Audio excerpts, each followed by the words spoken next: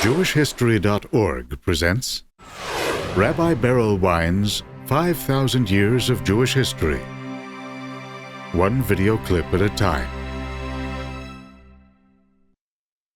Clip number 44, Tach V'Tat, 1648 and 1649.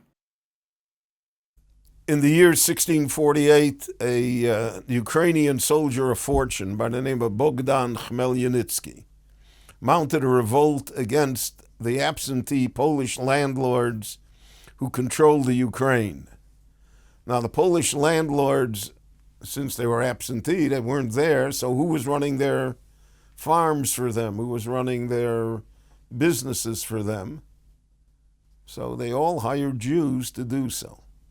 That put the Jews in a very delicate position, really an unfavorable position. Nobody likes to pay rent. Nobody likes to pay debts. Nobody likes when somebody comes to collect.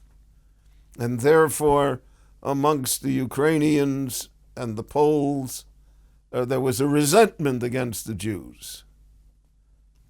Chmielnitzki, in his rebellion against the Polish landlords and against the Polish army and against eventually the Russian army, so if you have to fight an army, it's dangerous. But if you can kill defenseless Jews, it's not so dangerous. And therefore, in the years 1648 and 1649, Chmielnitzki and his forces slaughtered over 250,000 Jews in Eastern Europe. They caused hundreds of thousands of others to become refugees. The Jewish infrastructure in Eastern Europe was destroyed. The great rabbis had to go into exile. Those that survived, entire communities disappeared. It would take 100, 150 years to attempt to rebuild what happened, and that never came back to the glory that it once was. Chmielnitzki himself died in 1653. He is treated in the Ukraine as a hero. In Kiev, there's an enormous statue of him, riding on a horse, triumphantly. So, as we all know in the world, one man's hero is somebody else's villain. The Jewish people certainly don't think of him in any way as being a hero. We think of him as being a wanton murderer.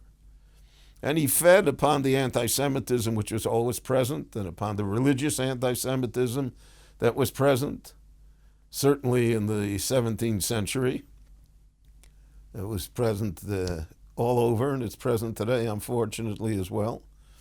And therefore, you had this tremendous disaster that destroyed Jewish communities in the Ukraine, in Poland, and Lithuania. He reached as far as Lithuania to the north.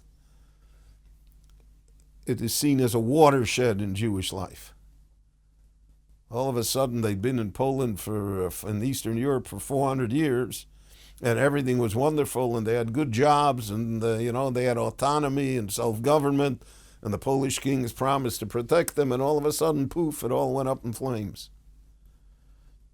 And that was a bitter lesson. And because of that, therefore, great changes will come upon the Jewish world in this 17th century, changes that have lasted until now, till the 21st century, the effects of which are still felt in the Jewish world and in the general world as well. I want to thank you for watching. My name is Beryl Wine. For more on Jewish history, go to JewishHistory.org.